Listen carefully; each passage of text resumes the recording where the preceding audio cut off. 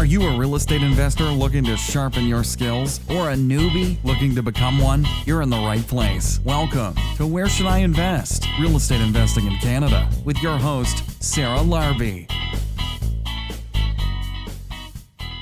Hey guys, this is a special episode. I've asked Gary Hibbert to join me today, and Gary also has his own podcast, also hosts his own real estate investing educational group, and I wanted us to just talk about what's going on and just share our opinions, and these are completely, entirely our opinions. You can take it or you can leave it. You can hate it or you can love it. If you hate it, listen to the next podcast. But, I just wanted to have a glass of wine with Gary virtually as we're, quarantined or isolated or however you want to call it, and shoot the shit. So welcome to the show. All right. Yeah, we're being responsible and we're doing our social distancing. So that's it. Cheers to that.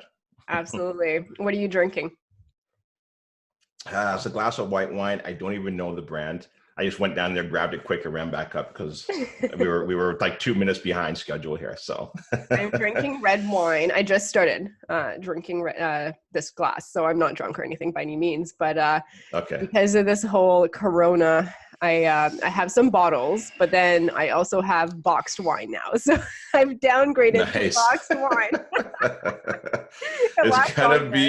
It's gonna be a long summer. Oh man, I know. Okay, so what is your opinion about what is happening and all this chaos? Oh man, and okay, again, right? Like this is unscripted. And we're just good. Yeah. This is whatever your opinion is. You're it's free speech. Share it. All right. Some of them will love them, and sorry guys, but at the end of the day, sometimes we just gotta talk real, and these are exactly. Yeah, and look, and these are going to be my opinions at this particular point in time, and will things change and shift as time goes on? Absolutely, for sure. And so I think where we need to start first is just understanding how money works. I think that's an important topic. And then we can really kind of get into the nitty gritty. All right. And so one of the things that I was taught early on was to understand how history works. If you dig deep enough into history, it's like having a crystal ball for the future. Okay. And so what I did was I started understanding how money works. Right. And why were people going into real estate? And so if you go back to World War I, okay, I'm going back real far. Okay. And so back then, people think that when wars happen, that's where, like they say, well, if you go into wars, you make money. So that's not true. So the US, what they did in World War I, they didn't actually get pulled into that war until near the end. And so while they were making all the ammunitions and the bullets and the tanks and everything, all the other countries were sending their gold over to them. World War II happens, okay? Same thing. The U.S., I think, when it started, 1938, U.S. didn't get into like the last year for the most part. So everybody started sending all their gold. So now the U.S. had pretty much, I think it was like 2/3 of the world's gold. And so what they did back in, I think it was 1944, okay, was called the Bretton Woods. It was this convention. They got together and all the countries pegged their currency to the US dollar. And then the US dollar was pegged to gold, okay? Then from there, fast forward, Vietnam War, they start getting their asses kicked and they got to keep printing money. Now they're printing so much money that it's more than what they have in gold reserve. So then Nixon, I don't remember the year. I thought it was 71. Yeah, that's what I thought it was. So 71, he unpegs it. And so that is at that point in time where the dollar now becomes paper. And so if you understand that, it's super important because a fiat currency never lasts. It's usually between 30 to 50 years. So from Bretton Woods to Nixon to where we are now. And we are now about that 50-year mark. And so if you listen, so now if you take a look at what Robert Kiyosaki had talked about prophecy and all that, I think he was saying that it was going to crash in 2016 or 2017. I don't remember what year it was. But he said, I didn't realize that they're going to keep printing as much money as they were going to print. So I knew that something was happening. I knew that a bubble was going to come, but I just didn't know that because of COVID-19 was going to take it down. But eventually it was going to happen. And so this is where we are today, where now they're going to have to print so much money. And listen to the numbers that they're talking about. Like trillions, right? Like, yeah, I think there's 2 trillion in the US, 82 billion here in Canada. I think I read an article too the other day, like Canada for the first time is now like printing, billions and billions of dollars. And so when you print all that money, the only way we're going to be able to get out of this is if they can get out of this is it's all going to be inflated, because it's not that the price of these homes are going up now. Now it's because the dollar is getting more useless. Exactly. That is inflation, right? Is all of this money printing. All of a sudden they have money. It's quite interesting though. But it's all of this money printing that is going to make the prices of everything else go up. I mean, it's all relative at the end of the day, but that's what happens with inflation. Right. And I mean, look, I don't know where this is going to go. I don't see how all of these businesses that have been impacted, that they're going to be able to bail all of them out. Like, I don't know. It's look, I want to be optimistic, but I'm also a realist, right? And I hope they're going to be able to do it, but man, I don't see how that's going to happen. It's going to be really difficult times. Now, again, there's still going to be, I think there's still always opportunities. I think there's always going to be silver lining. And so where can I find some silver lining in this? And I think the silver lining is going to be in regards to innovation. And so now, like, see how everybody's at home. I think what you're going to see now is some innovations where businesses now see that, hey, we can actually have our whole entire workforce work from home. They had some struggle. I used to work at TD Bank, and I was talking to a coworker there, and he's like, they didn't have all the VPN connections that they needed. And so they innovated to allow that to take place like within a weekend. Right. And so now, imagine now when things maybe hopefully get back to normal and you see all those buildings downtown, maybe they might just convert them into condos or apartment buildings or whatever, because they may not even need them anymore. Right. And so I think you're going to see some good things come out of this. No, you know what? I tend to agree. I mean, at the end of the day, we are more virtual than ever. Even before all this was happening, is you start seeing a lot of people starting to be able to work from home or flex hours or flex locations. And a lot of progressive companies were starting to do that.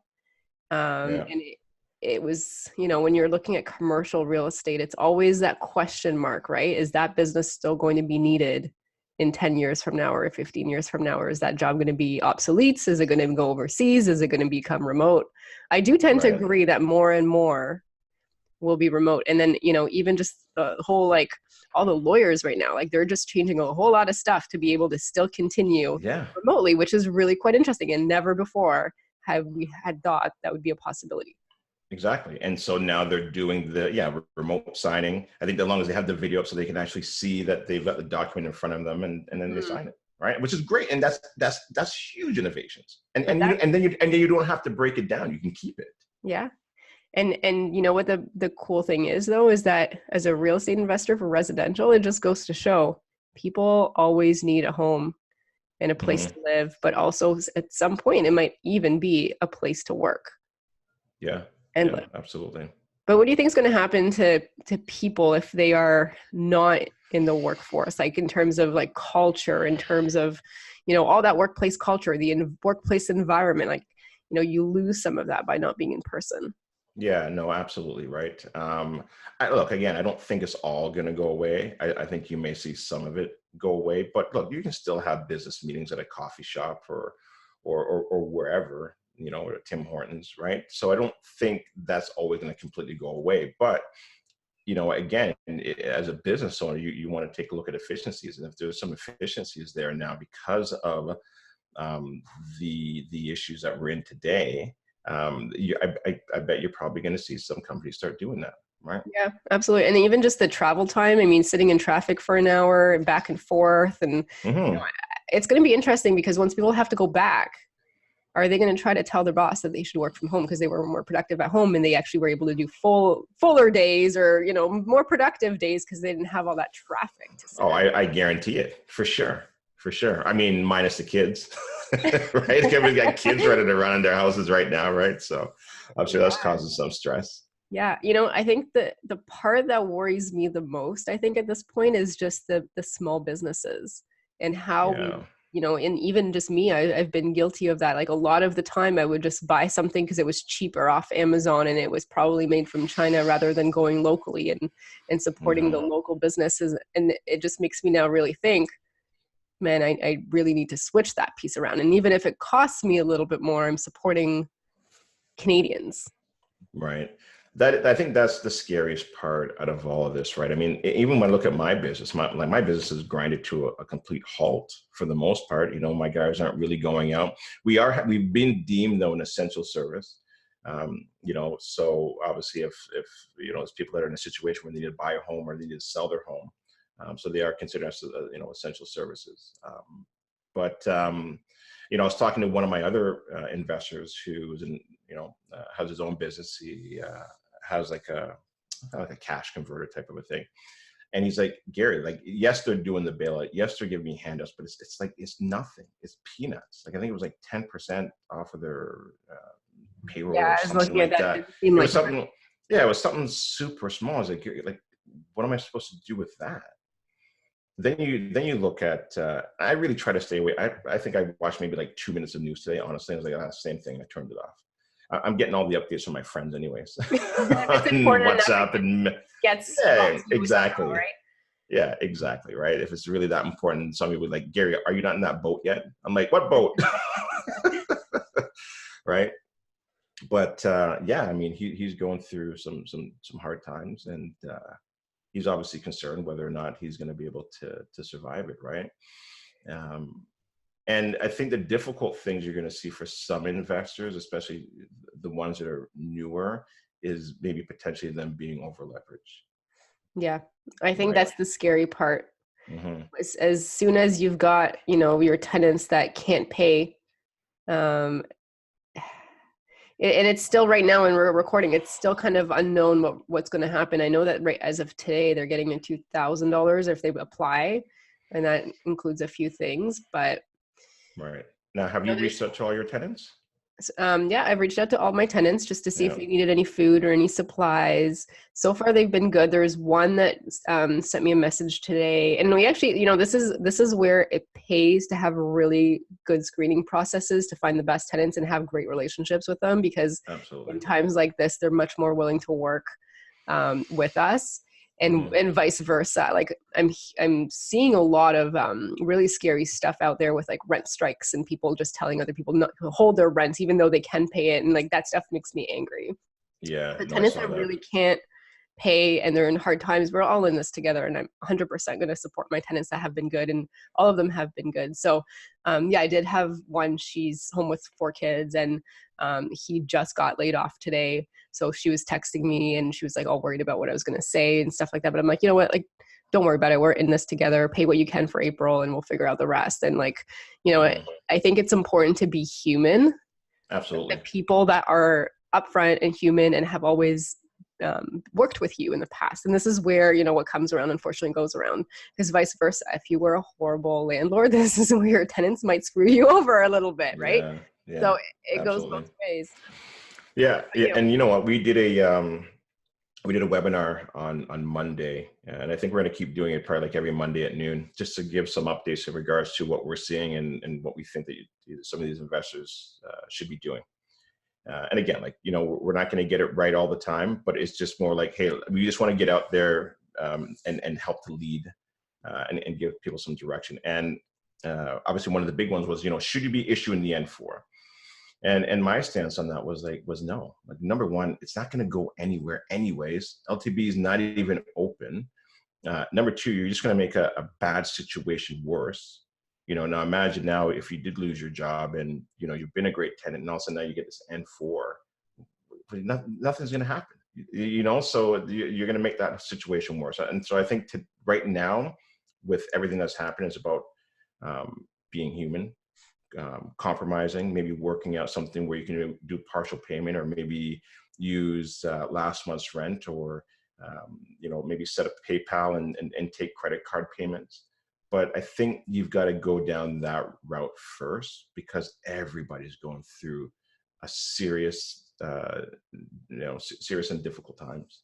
Yeah, I mean, I agree. Like, as long as they are willing to work with you, you Yes. ideally are willing to. So absolutely 100%, I will stand by my tenants. I'll make sure that, we work something out. However, here's the other side to it. If you've got a tenant that has been, just milking the system, trying not to pay, you might have a little bit less tolerance for them at this point in time. And it's just another thing in the bucket. So I think this is where the relationships in the past, good or bad, will really show through. And it still does make me angry, though, that these groups of tenants are trying to tell other tenants to withhold the rents for no necessary reason. Like, if they still have a job and they can still pay it, pay the rents, right? Just like my other thought is, if we can pay your mortgage and we have the means to do it, let's continue paying the mortgage. Like, that goes to the other, everyone's going and like calling the banks for mortgage deferrals. I don't know about that. There's always going to be pros and cons. And I don't fully know if people are deferring their mortgages and they really fully understand the pros and cons, my opinion. I agree with that now. On Monday, when we came out, we were pushing, go ahead and defer your mortgage payments, because my concern was if anybody wasn't liquid enough. And I'm still thinking that we're going to be in this, like, we're not coming, my own opinion, I don't think we're coming out of this in April, May, or even June. I think it's going to be a lot longer than that. And so my first initial reaction was take the deferral, right? Now, looking back, a couple of days has gone into it. My concern is I don't know whether or not it's going to impact your credit. So that would be where my concern is, number one. Number two, one of the things that we've always taught our investors is to have a buffer. So have a buffer of at least a minimum of 3 months. And so then at least that way you can weather the storm. And again, if your tenants are paying, then you're fine. So that is, I'm on board now with, I think, that approach. I think that makes sense. Don't take it if you don't have to. Yeah. So I want to add a couple things to that. The banks are saying that it's not going to affect your credit. Fine, whatever. But the thing is, they have to report it specifically in a certain way to Equifax for it to go through that specific way. And there is so many people applying. And I was talking to some mortgage brokers like Claire Drage and Dahlia Barsoom, and everything changes every day. But it doesn't mean that it's going to be flawless. At some point, it's going to show up. And here's my other concern. And this is my opinion. This is why we're doing this, and we're doing it over wine, and we're just chatting, and we're recording it so people can listen to it. But as an investor, let's just say you've got cash and you can withhold it, and you've got your job, et cetera, and your tenants are paying. If you go ahead and you figure out that you're going to defer your mortgage payments and you claim hardship and stuff like that. Here's the thing. In 3 months from now, when there's some great opportunities and you want to buy, what do you think that bank is going to tell you? Why are you deferring? And now you want to buy another property? Or if you want to refinance something, I mean, this is the stuff that makes me start thinking. If I want to refinance something and I'm deferring for 6 months, you think the bank's going to want me to refinance something and pull out equity while they're not getting paid for another 3 months potentially? Yeah, that's a good point. So I agree with that. As an investor that's trying to scale, this is a good opportunity to buy if you're in the right spot. Of course, if you are going to lose everything, go ahead and defer. But this is not like, oh, free money, I can like cash flow better for 6 months. There's going to be consequences. And if you're planning on buying and you're planning on refinancing, I'll tell you, they probably are going to stop in 3 months from now and say, sorry, you got to like start repaying before you get anything or change anything.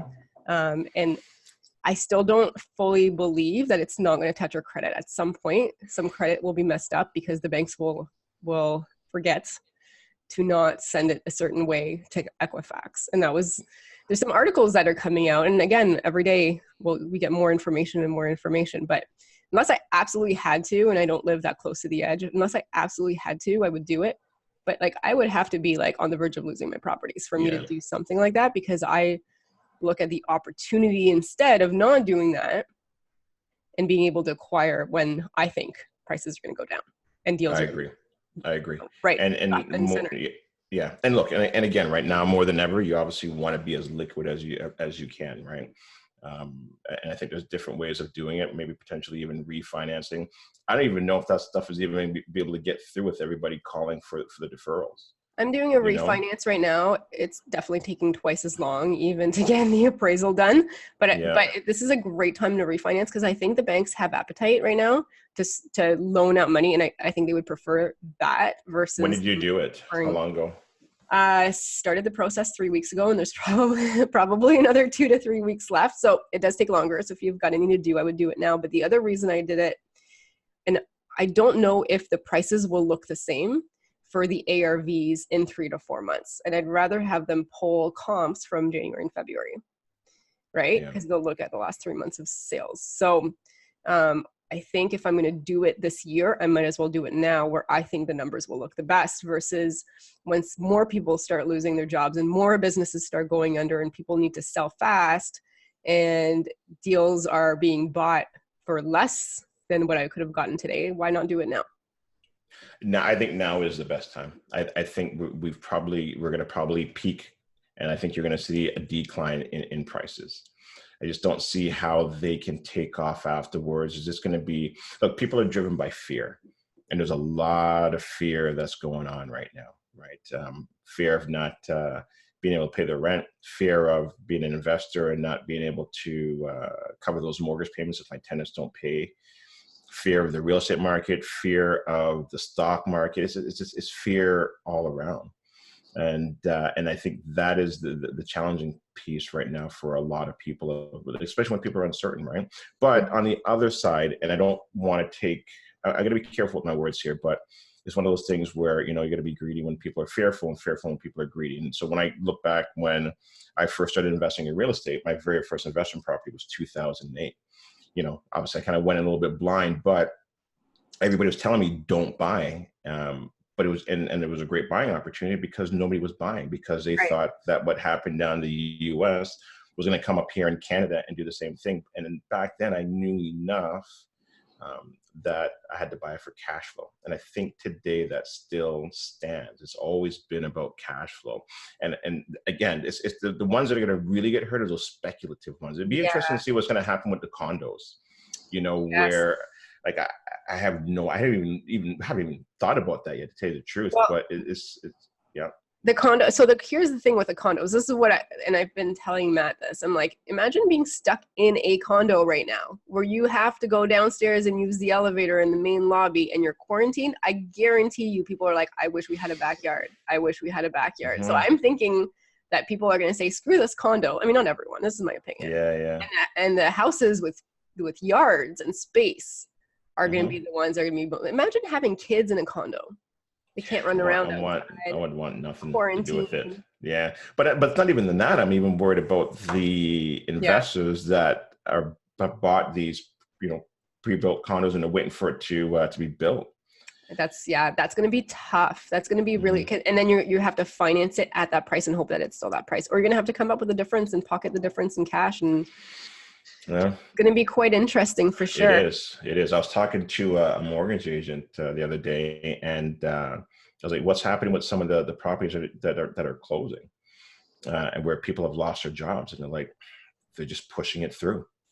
Like, what else are they going to do? Like, it's like they've never seen anything like this before. They have appetite to loan.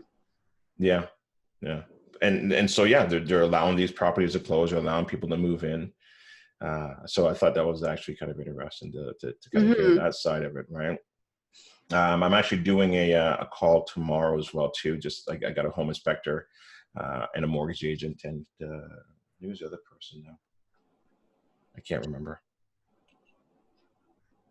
But anyways, just to kind of see what's happening, like from a home inspection standpoint. You know, are there other ways to go out and do home inspections now? And so we had a brief talk about that. And what he's saying is, you know what, you know, obviously you're an agent, you can come up with me, the client can sit in the car and you can do a FaceTime.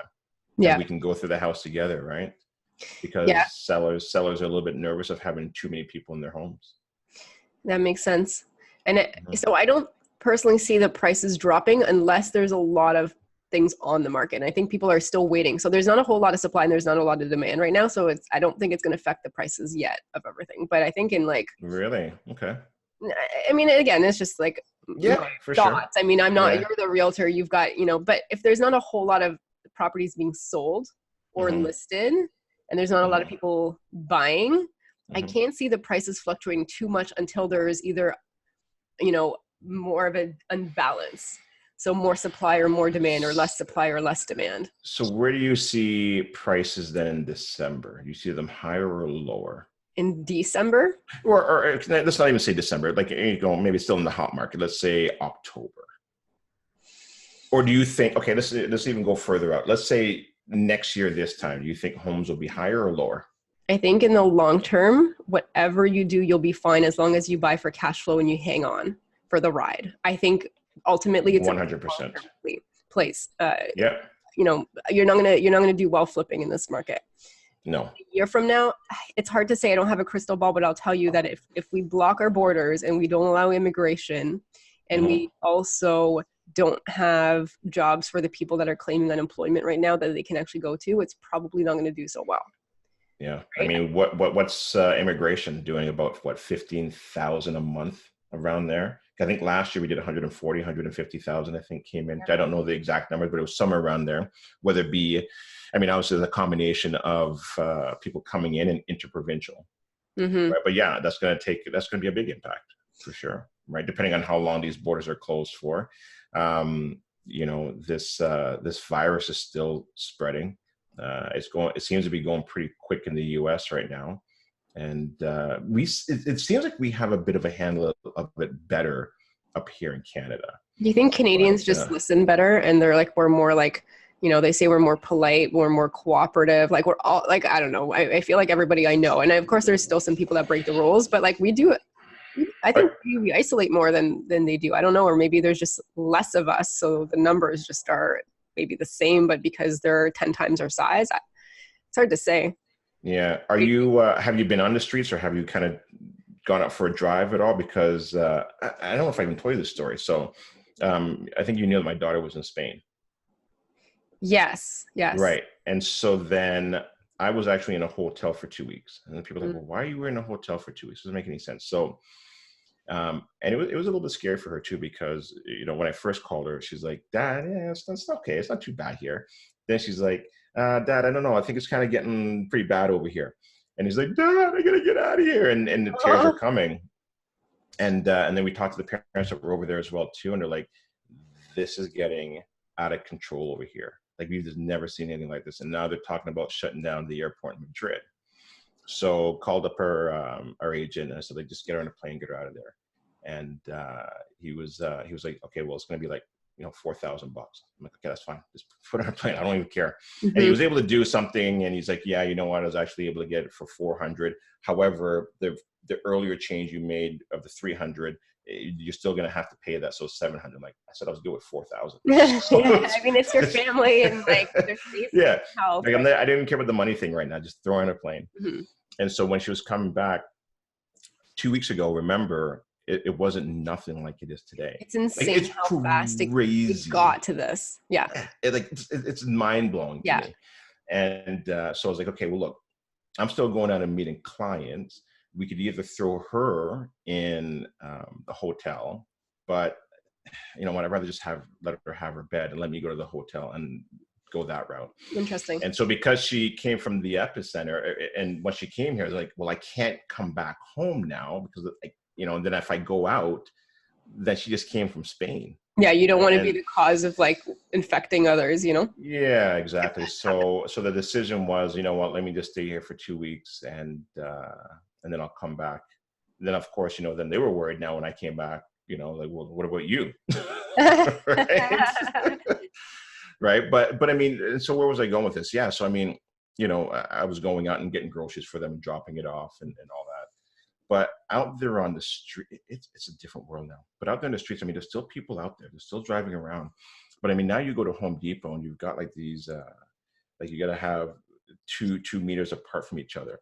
Or you're in Walmart and you have to have 2 meters apart, and you have these like little, like the floors are taped. I don't know if you've gone to Walmart and seen. You know what? I actually haven't left for 2 weeks. I know this sounds horrible, but I send my chef to go to the grocery store and like make stuff for the next 2 weeks. But it's almost like a movie.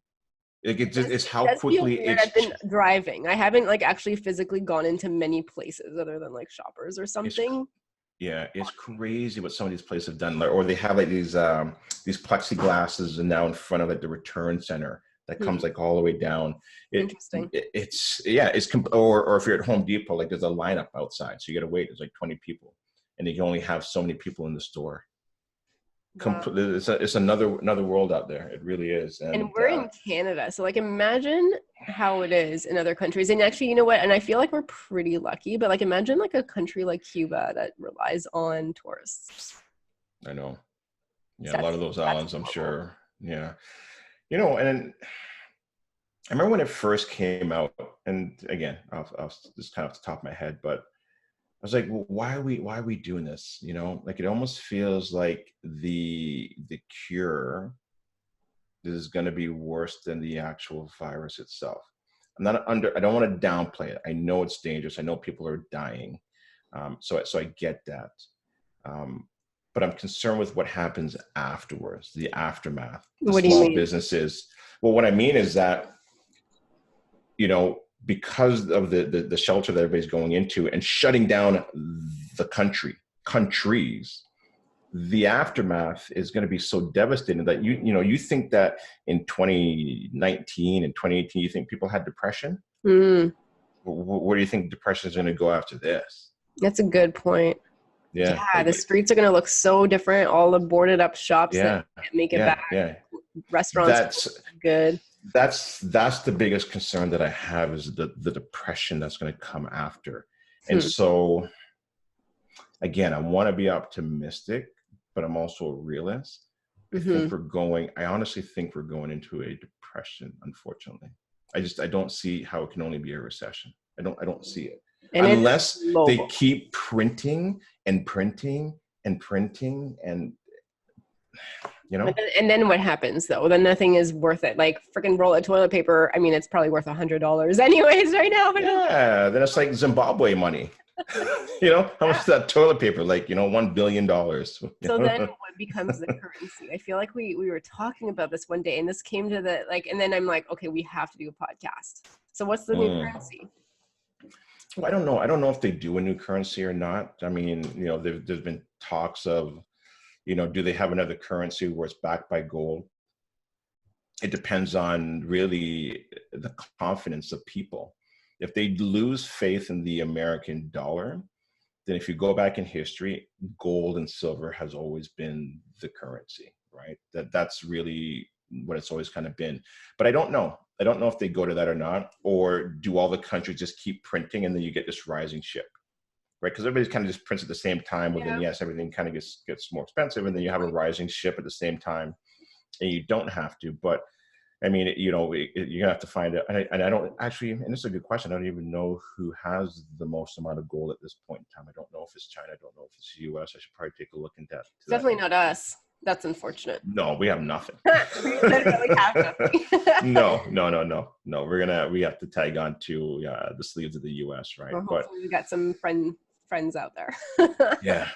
And look, and I think some people have been talking about Bitcoin. I don't follow it.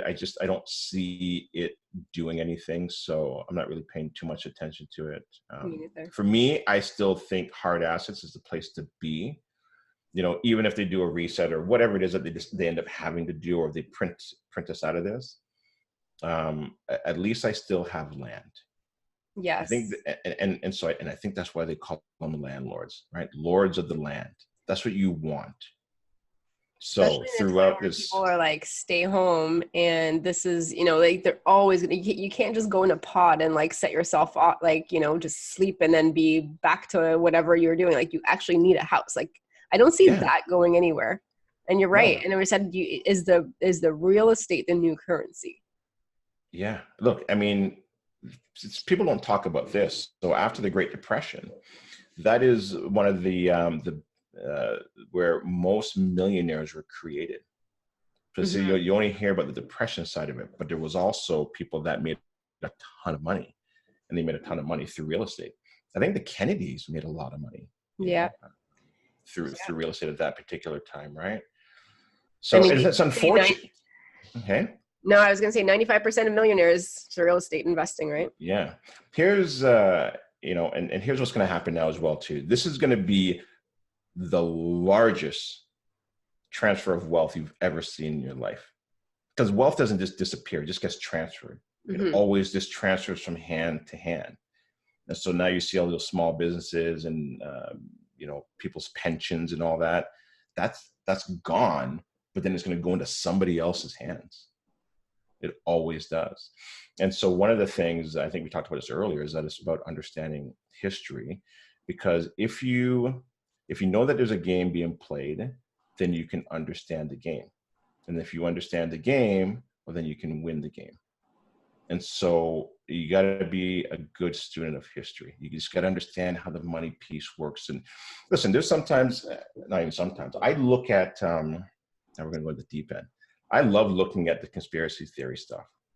It's not that I believe it all. A lot of it I don't believe, but I want to know about it, because if it happens, I don't want to be caught off guard. Like, I just want to know about it.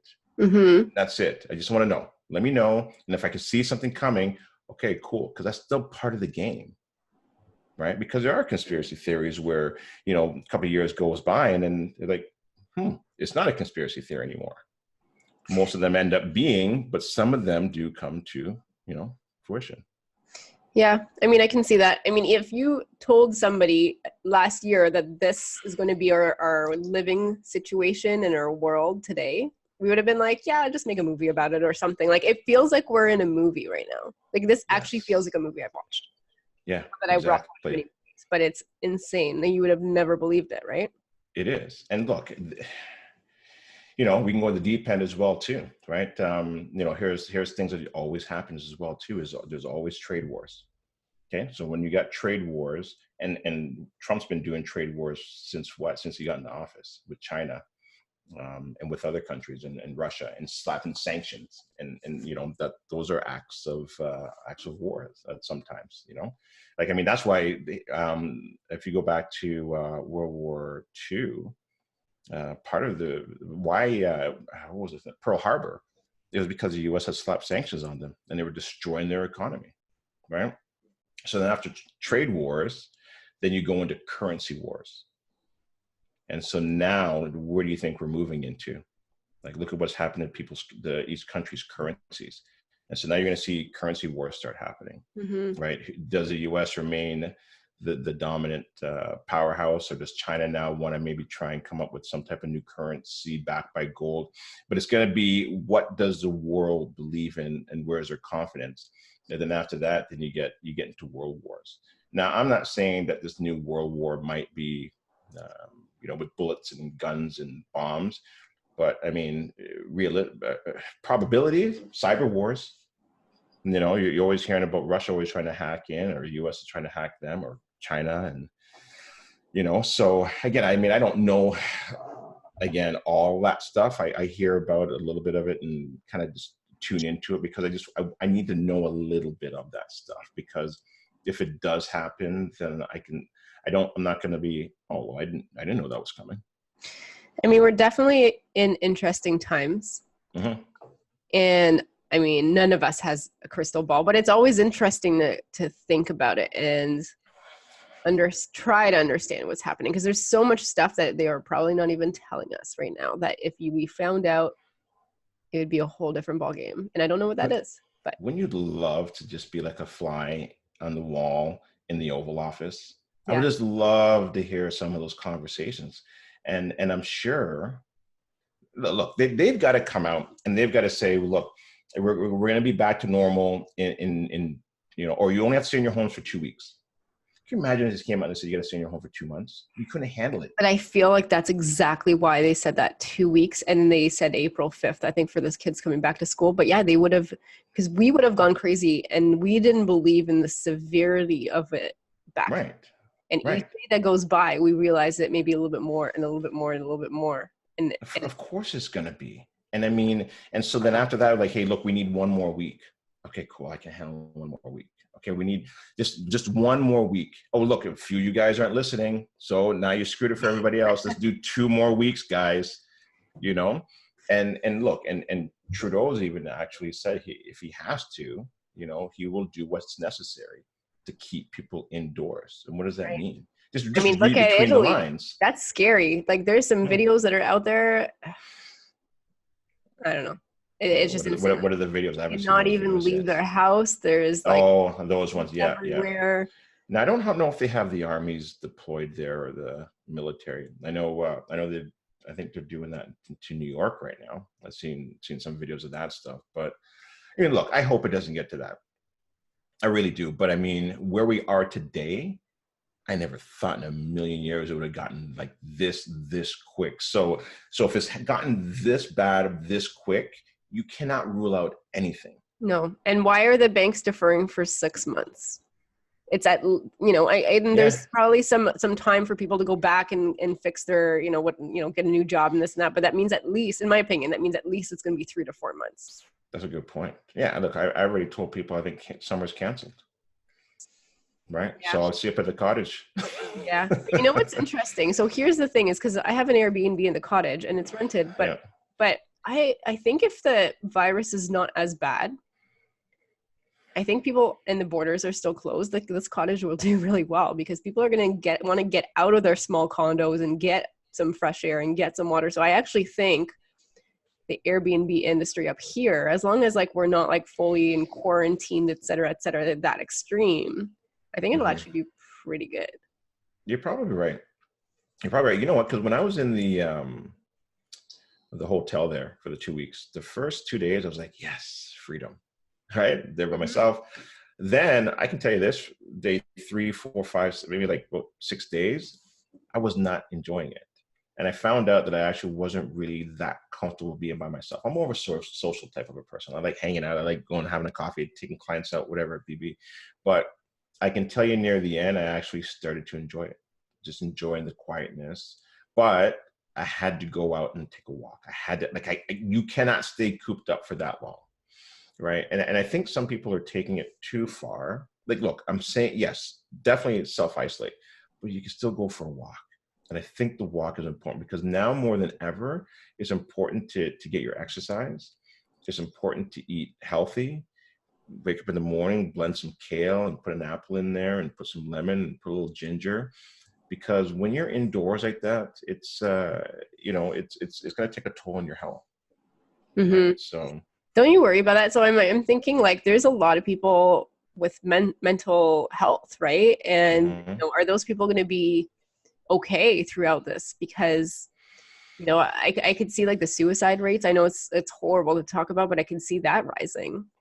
For sure. And people staying, and then it's just like it doesn't feel real, and all of a sudden they've lost their job and they're losing so much more. What else do they in their minds, right? What else do they have to live for? So I could see that not going so well.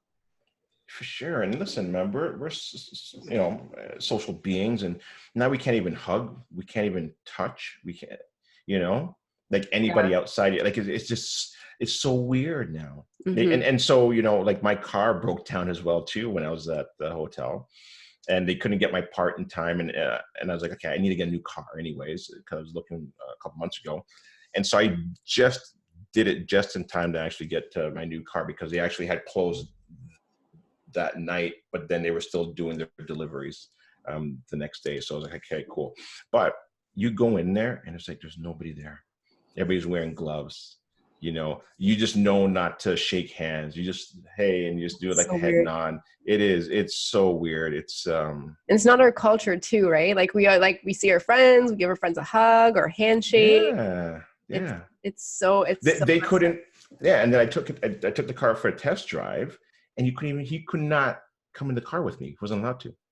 So I had to test drive the car by myself. That's really interesting. Yeah. Okay. Yeah. So being in that hotel, I saw different aspects of the world where when I came back home, I was talking to my wife and I was like, it's a different world. It's crazy what you like, because she hasn't gone out yet. Right. And she's just like, I can't believe it's changed that much. Yeah.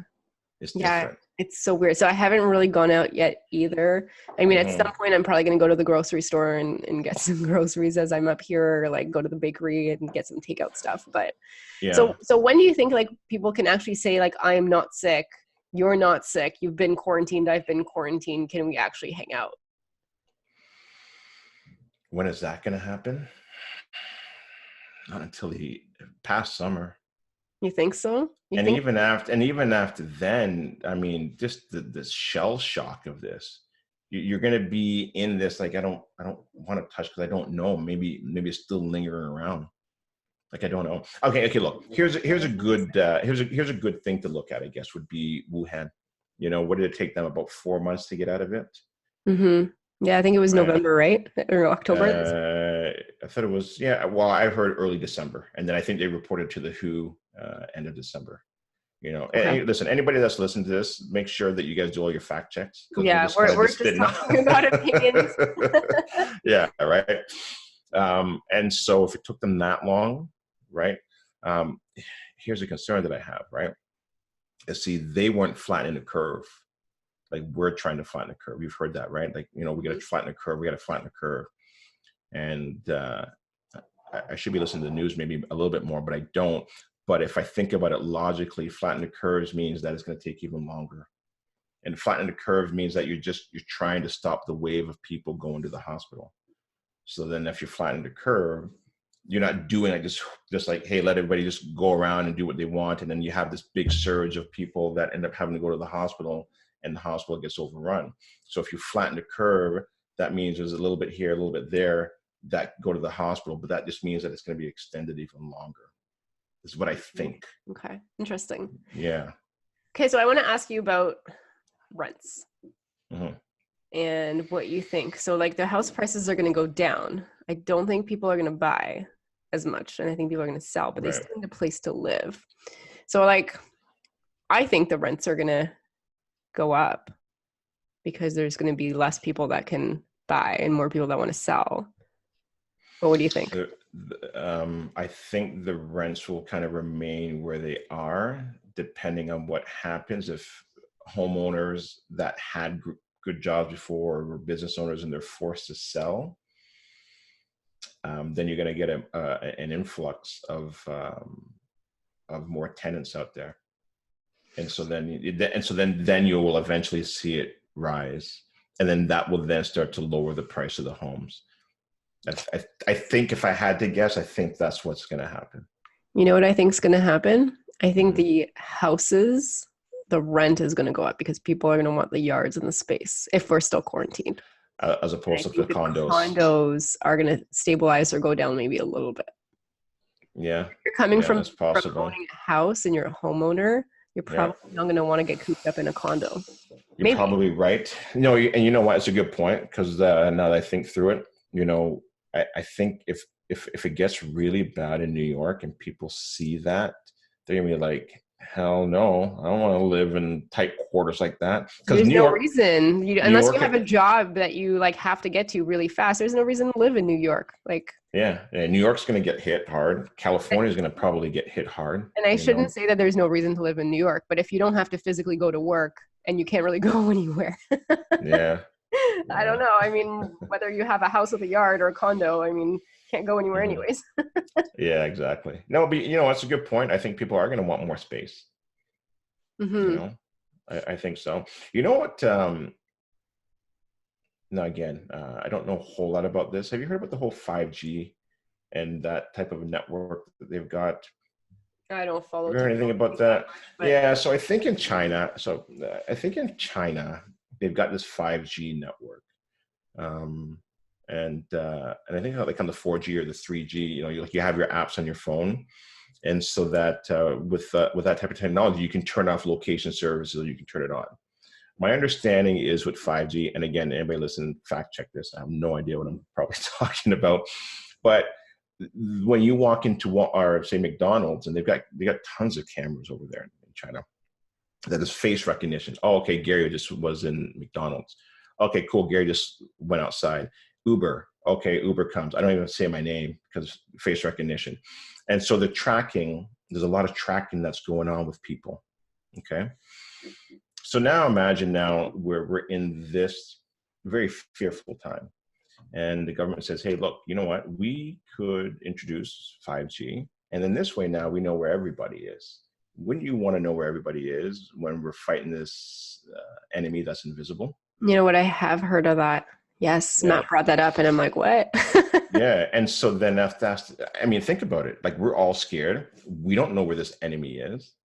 And so now if Sarah goes over to Matt's house or you go over to, Michelle's house and you have it, hey, let's quarantine all those people because Sarah's location service is on. Wow, cool, beautiful. We don't have to worry about this virus anymore. Mm-hmm. And that is now where you give up even more freedom. Now, Oh, yeah. I don't know if we're going that way, again, but if you told me this 2 years ago, I would be like, no, but like, we're in such a crazy world right now. I'm like, you know what? Anything is kind of possible. Like, everything that I believe that was the world is thrown out the window. It is. But would you agree to it though? If they said, okay, we're going to introduce 5G and now you'll know where, yeah. I mean, I really have nothing to hide, but it would bother me because I already don't think that we have the privacy that we think we have even now. Yeah, look at 9/11, right?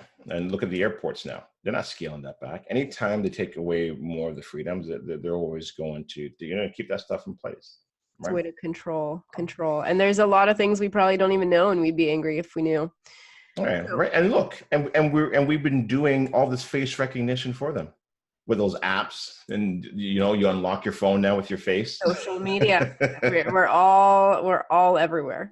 Everywhere. And it doesn't belong to us, it belongs to others. So right. And so it comes down to, maybe you don't have anything to hide, and maybe it's something where you say going into the future, hey, yeah, I want to. I guarantee some people will be more than happy to give it their freedom if they don't have to be in a lockdown like this. Yeah. When you weigh the two, you're like, this option or this option. For sure. Yeah. And now everybody's in fear. And if they can come up with a solution, saying, hey, here's how we can figure this out next time. I don't think that's a huge conspiracy theory by any means. I think it makes sense. Yeah. It makes sense. I mean, again, opinions and opinions, but it makes sense in my opinion. So here's another thing. So let's just say this goes on for 5 to 6 months. And people are losing their jobs, and we are not guaranteed rents. My thoughts are to utilize Airbnb to do like a 6-month rent. So at least I can get my money up front. Or 4 months or whatever it is, that time frame.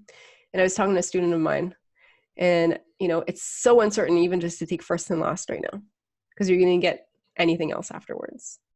So I started thinking, I'm like, this is maybe a good platform to use where they're collecting the money and you get paid upon check-in. And of course, there's pros and cons, but I've got a place that's vacant right now, and I'm like, in this market, I will list it vacant. People need to places to move into, but I'm going to list it with a 4 to 5 month, upfront cost. Yeah, just get that bring upfront in their stuff, and then they can stay if they want to afterwards, and there's going to be a price, and we can vet them, etc. if we need to. But at least I get my 4 months or 5 months up front. Yeah, I don't know. That's not a I don't bad know if idea. it's the right answer, but it's.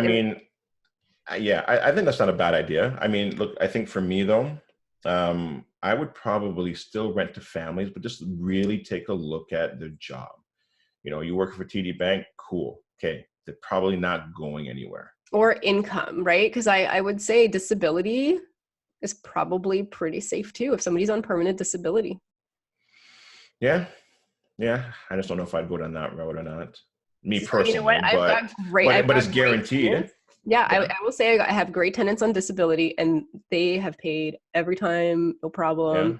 I mean, you just got to vet them, right? So I don't care what source of income, but I agree with you. It has to be a stable source of income. But I will look at anything that I think is stable. Where I don't think it's stable is a job where it's hourly. And, in this case, probably at this point, they won't have that job right now. But that's it may not be a bad move as well, too. I mean, look, at least they've consistently gotten that income, and it's most likely not going to change. I've rented to a few on permanent disability. And if it's permanent, it doesn't change, and, vet them the same way that you would vet them with all the criteria that you would vet them. And I mean, you're kind of guaranteed rent. Yeah, no, it's a good point. I mean, nothing's guaranteed, but maybe a little bit more than somebody that's going to lose a job. in a week. Yeah. I really want to see how things look next week. And so, like I was saying, like, you know, I want to start doing like that weekly call on Monday, just more like a news bulletin. Like, here's what we're seeing in the market. You know, and that's what we did last week. Like, here's how many homes were listed in Peterborough. Here's how many homes sold. I think it was like 24 was listed and 16 sold. So it's still fairly hot, but it'll be interesting to see what it looks like next Monday. Right, because I think this is the week where everything has been, well, everything non-essential Right. is shutting down. To really slow So this down. is today, tomorrow that people are going to get the call that, you know, they don't no longer have a job. So next week I think will look quite different. And it's insane how it changes every day so fast. I know. I'm interested to see what happened today. I don't even know yet. I haven't even I've turned it. You know, I really don't know what major, like anything major has happened today. I don't know. Yeah. So I'll probably check it out. 2,000 for like every person for 4 months, I think it is. I don't know. I don't know what the answers are, but it's 2,000. It's all encompassing, and it sounds like it's a good option for people that need it. EI. What's the EI? Okay. Have you ever seen the lineups of people though? Like, you know. Oh yeah. So my tenants that told me that he lost his job today or he's laid off. Mm-hmm.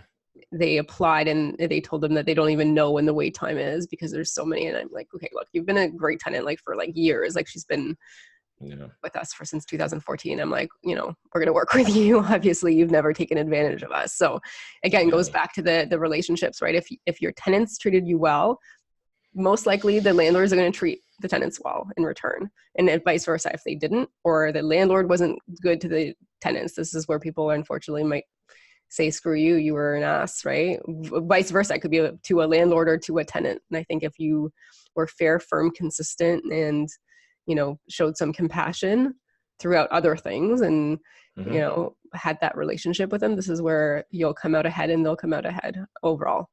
Absolutely. I mean, look, one of the things that I've always instilled in, you know, with all my investors, and well, here's what I do for all my properties, like every Christmas, because I manage most of my properties myself. And I go to all their homes. I drop off $100 gift card. And so they don't want to disappoint me, you know? And it's just about building that relationship with them. You know, listen, I'm not inviting them over for barbecue. Right. And it also makes it easier too. You still want to keep it professional because you don't want to be too close with them that like you don't want to raise the rents every year or something, you know. Right. And but you know what, if it's a feel good because, you know, I'm raising the rents, but I'm also giving them $100, so it feels like it's a wash. Yeah. Right? Are you doing that at the same time? Raising the rents and giving them $100? It was a lot of them. A lot of them because of, you know, some of them. Yeah. Nice. So, yeah, like here you go. Oh, here you go. but it's you know, it's important to do, I think, every year anyways, especially with rent control.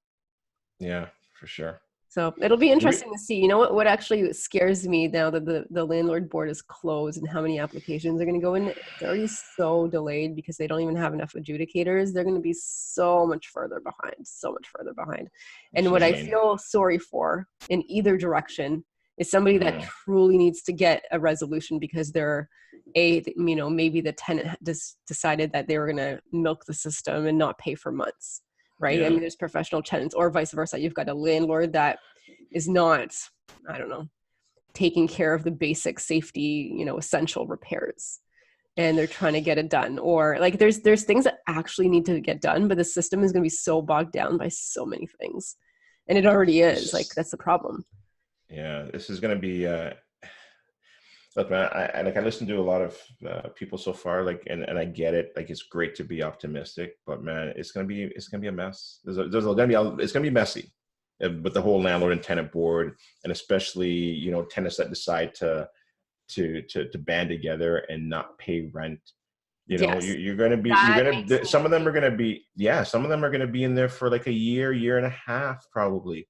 And so even if we get the economy, let's say best case scenario, we get things rocking and rolling again come September, half some of those tenants are going to be in there until like next summer, probably even longer, and not even paying. Like, you know what, well, might as well just stay here. Yeah. Right? And so that's what I'm saying. Like, this is not just going to turn back on in a month. I can't see that. I hope. But I'm also going to be realistic, knowing that there's going to be long-term repercussions that's going to happen to next summer minimum, Mm-hmm. before this all gets figured out. Yeah, it's really quite interesting because I don't think we know all the details, and so much is happening every day. So it's so hard to put a finger on it. But you talked last week and you're like, this is going to take months. And I'm like, really? It's going to take months? But now I'm starting to come around and be like, you were right last week. It's going to take, I think, a little bit longer than I originally thought. Was that the conversation we had offline? Like I said, it was going to take. Yeah. Yeah. Listen, you want to really think what I think? I think this is going to be years. That's even more depressing. But it's easier for your audience to see maybe a year. Right? Well, just like the government says, 2 weeks. Just keep inside for 2 weeks. Right? Yeah, this is not, man. This is the depression. When was the last time we had a depression? 100 years ago. Yeah, 100. Almost, right? So this is it. Yeah. This is gonna be in the history books. Look, man, and even though we're gonna go through it now more than ever, this is where I've pushed this so hard for so many years. It's just master the mindset, master and understand that money isn't something that you have to hold on to. Just you have to learn how to attract it. Right. I think the best analogy that I use is, well, then if you think oxygen is so important, then hold on to it and see how long it lasts for. You don't. Oxygen, you breathe it in and you exhale. Same with money. Just learn how to attract it when you need to attract it, then you'll never have to really hold on to it. And so for me, I know through this, I will manage this because I know what it takes to manifest what I need to manifest. I know how to attract money when I need to attract it. Right. I know I'm getting to the philosophical side of things, but I think it's important. Mm-hmm. I think people need to pick up books. I think people need to understand the mindset more than ever. This is so crucial now for people, because if not, then people that are going through the hardships, they're going to be depressed. Yeah. Right. Yeah. Look, and so maybe to say, hey, Gary, well, it's easy for you to say, listen, my whole business is grinded to a halt. My guys aren't going out. Mm-hmm. It's like there's nothing. I have an admin.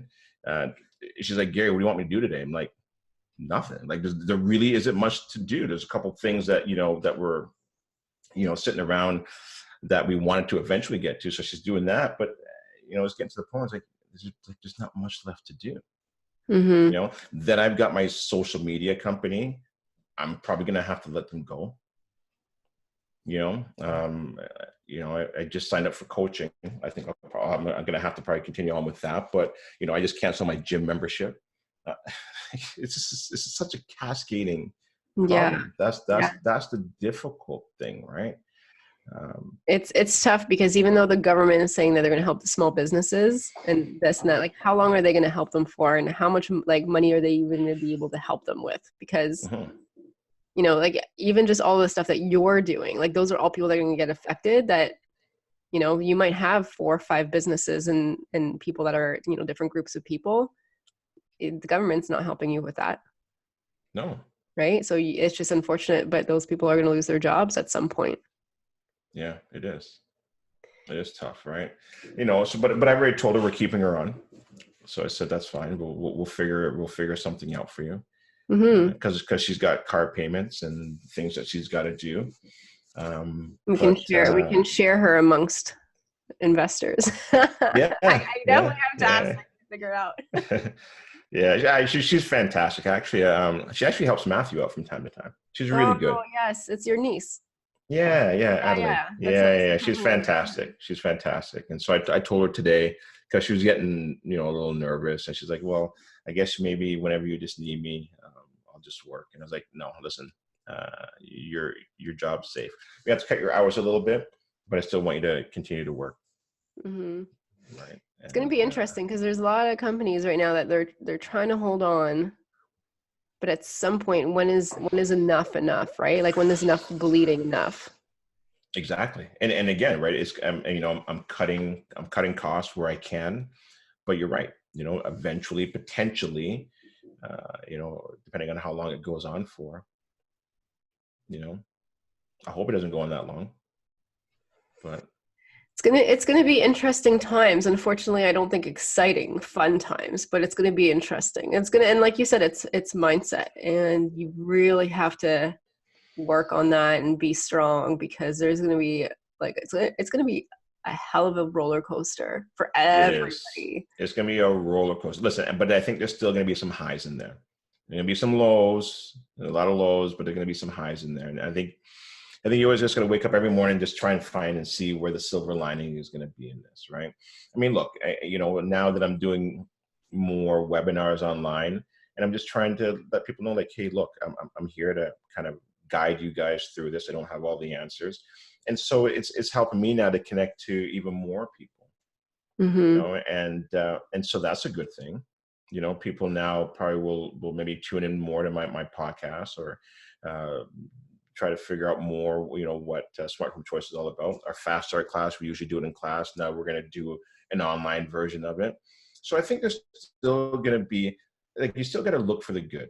I know, this call has been a little dark and gloomy at times, but listen, man, you can't just be completely optimistic all the time. You got to be a realist. I think You you're do. right too. You have to. And I've always been more positive, but at the end of the day, like, you have to also look, like you said, at what's in front of you, and you have Yeah, to weigh the pros and cons, and you have to weigh the good and bad, and you can have a positive spin on it. But if you're always positive, people are going to call your bullshit out. exactly.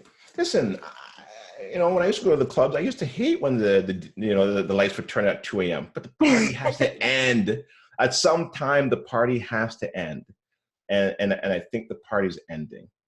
But the good thing is, eventually the party will start back up It'll again. be a new party. You Right, guys are right. lucky. That's it, right? And so Yeah. this is one of those things where, if you think of like squirrels, they think winter all summer and summer all winter, Mm-hmm. right? And so now we're going into winter, and you guys start kind of thinking about summer, and how do you prepare for when things start getting better again? Absolutely. You know what? Like, I was just looking at him, like, we could keep talking for hours, but we've already talked for like an hour and Is 15. it over an hour already? Oh, it An is. hour Wow. and 15. But it's like, Wow. it's so interesting. You got some great insights, some great thoughts. And I like, once in a while, like, talking real, and not that the rest isn't real, but Hmm. this is like a real situation, and their opinions on it, and it's uncensored, kind of like what we gave you guys as a warning. You may Yeah. like it, you may not like it. Work on your mindset. There's going to be good that comes from it. There's always good that comes from it, but it's going to be a shitty time for a Hmm. while.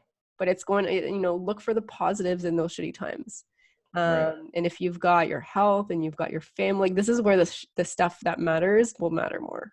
This is Exactly. where I think that when somebody's nice to you, you're going to remember them more. And when you're nice to somebody, like, kindness will go further, and Hmm. assholes will also go further. You're going Yeah. to remember that for a long time. If somebody was a jerk to you, or somebody was nice to you and cared for you or helped you out, or vice versa, that's going to touch them more, or touch you more. Yeah. Yeah. Listen, turn the TV off. You don't need to watch it all day. It's all fear. They're spitting numbers and how many people are infected and how many people have died, and you really want to watch that counter all day?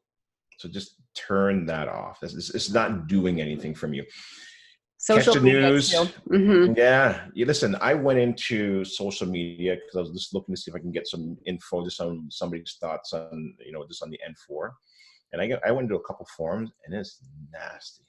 And I was like, I can't. I got to get out of here. I got in some of those too, and then I got so angry because there's these tenants that are trying to, like, not pay rent on purpose to Hmm. screw the landlords, and it makes me angry. And I want us to, you know, stick together with this stuff, because to me that's unjust. There's Yeah. one thing if they can't pay, and another thing if they just say, "Screw you, landlord, we're just gonna not do it," Right. because I don't know. No. Yeah. I didn't even see that on social media. I actually saw that on television. Oh, Like okay. it was on the news, and they were Mm. saying, oh, there's a social media group that's banded together to not. So now they're like publicly pushing it out into the world. It's You interesting know, times. I mean, here's the thing: is we all have jobs too. Like a lot of people have 1 or 2 houses, and this is, helping them with a little bit. Like the cash flow might be $200. Like they're not like making a fortune off this stuff, especially the ones that bought condos in Toronto, and they're paying for somebody to rent that place, and they're banking on that these are going to be people that are going to be unfortunately not in the best situations. Yeah. And all of a sudden their tenants stop paying, and they've got a $3,000 expense to pay for carrying that property. And then all of a sudden the appreciation is down 20-30% potentially. And I'm just making this up. I don't know what the answer is, but that's unfortunate. But these are not rich landlords. Some of them are probably do well, but most of them will. Yeah. And look, and I get it. Like when you're building your portfolio in the beginning, you are leveraging yourself heavily. I mean, I know I did from 2008 to like around 2015, probably even more than that, 2017. I was leveraged heavy. And then, luckily the market did incredibly well, got some great appreciation, good mortgage pay down. And then I started to liquidate. And you know what? And I think we talked about this last year. Like I was talking about getting into apartment buildings. Thank God I didn't, it just felt like, I don't even know if I felt like it was going to, but I just like, this party's been going on for like 12 years, a long party. That, somebody turned the lights on for a second in 2017 and then they turned it back off and the party continued, right? Like somebody hit it with their elbow, but it's here. But I don't think anybody knew it was going to be COVID-19. No. I honestly thought that it was just going to be something else. Yeah, I agree. Nobody thought it was going to be from a virus, but you know who called it? Bill Gates in 2015. He did a speech. You can Google it, and he actually TED Talk called it that the year. Yeah. He said 2020? Well, I don't know if he said 2020. I thought he said something along those lines, but he said the thing that's going to bring the markets down is not going to be a war. It's going to be a virus. It's very interesting. I think you'll have to, again, guys, Google this stuff, YouTube it. Yeah, I've seen it though. It was a TED Talk. Yeah. I haven't seen it yet. I just kind of saw it on YouTube and I was like, yeah. I want to say he gave a date, but I could totally be wrong. But it's interesting. And that way, regardless, that's what he said the next big downturn was going to be caused by. Yeah. And he was right. You know what, man? I almost want to kind of get into something else, but this is where now I might get people not on my side on this. But I think, we've talked so much about it. Who cares? I'm going to talk about it. Okay. Is that, any other species is always kind of survival of the fittest. And it's always been a survival of the fittest. And so I wish when they show the numbers, what they would show is that how many people died, and then out of that, how many people had compromised immune systems, and how many people had strong immune systems. The number of how many people are been infected is irrelevant because they're not testing everybody. So then you can't even give me a percentage. You only have one number. Right. And how many people have it that could be positive but aren't showing any signs?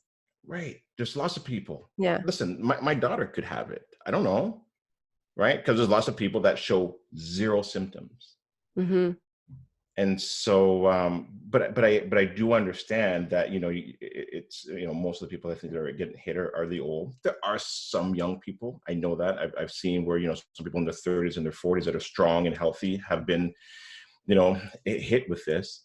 And so I don't know what the right answer is. I don't know if maybe they should have spent $30 or $50 million and maybe try to protect the old and shut down the old age homes, or maybe say, hey, you know what, if you're older, you get a shot between 8 and 10 in the morning, as opposed to destroying the whole economy. I don't know. Yeah. I mean, look, again, I'm just kind of on Canada, right? Like it is global. So like it's not like one country could do it this way and then the other countries, I mean, maybe I guess they could do whatever they want. Yeah. It is interesting because we don't get access to those stats. And listen, I honestly, I'm not trying to be insensitive about it. I'm like, look, there's lots of people that I know that. You're asking for facts and numbers. That's it. From the government. Like that's all I mean, really, that's all you're saying is facts and numbers. Is it is it going to be the people that pass away, you know, a mix? Is it 50-50, or is it skewed one way or the other? Yeah. Show me how many healthy people die. And then if your immune system is compromised, but I mean, that's the problem now, right? You know, you say, well, stay home, but then somebody healthy in that family goes out, they have it, they bring it back home. So Yeah. I mean, it becomes complicated, and it's like, it does. I know. I think I'm it is just tough, but you know, again, it's a question that would be interesting to know, regardless of how many people like have the worst symptoms and how many people pass away, and what were their health like, what was their age like. And you know, we haven't really heard of many kids, right, that had this. I don't think any kid under the age of 10 has died. At least not that I've heard. I know they did some tests with kids that were like a few months old, and they were full of COVID and they survived. Interesting. Yeah. Look, here's something else that's good from this as well too. I mean, all the planes have stopped flying, all the cruise line ships have stopped. They're talking about the environment. Dolphins. Yeah, they're talking about dolphins. Do you think the dolphins was BS? Like, was that just like a fake news picture type of thing? I don't know, but I do know that they're saying now the satellite images over Wuhan, you know, they're seeing blue skies over there. So I'm sure there's some good for it. Hey, look, maybe they just said, you know what, man, why don't we just shut it all down and let's see if we can reverse, you know, this global warming. How long would it take if we shut it down for a month or two? And, you know, can we change things? You know, look, we might even speed faster now to electric cars. Again, I still think there's going to be some good innovations. Here's what I think. I think you got to break down this old world to create a new world. Yeah. And this could be dun, dun, dun, dun, new world order. This is going down in history regardless. Like, this is something that somebody's history book in 50 years from now will have. It's going to be interesting times. Yeah. And listen, for the ride. Yeah. And look, and I think when people hear the word new world order or Illuminati and all that, it doesn't mean that it's necessarily bad. I mean, look, even the word Illuminati means to illuminate. Yeah, but I think people just don't like change. And then change is what is going to scare a lot of people, regardless, because before you get into your new world, you're going to go through a lot of struggle with change. Well, look, you cannot have growth without pain. You can't call a touchdown if you don't go through the linebackers. Right? You can't just run across the field and spike the football and say, "Yeah, I touchdown." It's like, no, you got to go through some pain. People got to knock you down, right? And this is what is going to happen now. I think a lot of us are going to go through a lot of pain, but I think if you stay positive and connect with people, I think we can still make it. I really do. Right? I think this is where you're going to see the people that are weak and weak-minded. This is where they're gonna have problems. Yeah. Right. If you don't have a strong mindset, I get it. You know, if you're broke, you're broke and you need money. You know, I was talking to Stefan, and he was saying, I was asking about gold and silver, and he's like, why invest in that? You're better off getting a gun. What are you gonna do with gold and silver? Throw it at them. I mean, I agree with that, but I mean, look, yeah, if you do get into gold and silver, it's more of an insurance, and it's like a short-term play. Like, you wouldn't hold it forever. If you actually thought that they might go to a gold currency or a currency backed by gold, then you'd probably see gold shoot and take off, and I wouldn't be surprised that if it even matched the price of the Dow.